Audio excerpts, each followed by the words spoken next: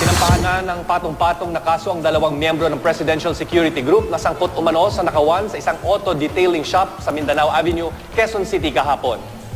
Kasong robbery in band, illegal possession of firearms at violation of Omnibus Election Code ang kinakaharap ni Sergeant Marvin Gaton at Corporal Bobby Ates.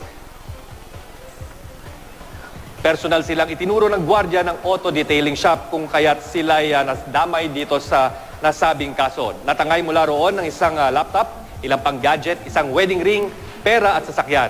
Nahaharap din sina Gaton at Ates sa administrative case at court-martial proceedings. Inaalam pa ng PNP kung dati nang may kaso ang dalawa o inaalam pa ng AFP kung dati nang may kaso ang dalawa.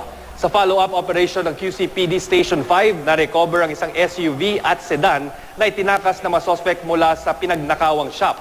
Natagpuan itong abandonado sa Tondo, Maynila. Ginamit daw itong getaway vehicle ng tatlo pa nilang kasamahan na target ngayon ng malawakang manhunt operation ng Philippine National Police. Nakatakda namang isa ilalim sa cross-matching ang 3 baril at 7 magazine ng bala na nakuha mula sa mga naarestong suspect.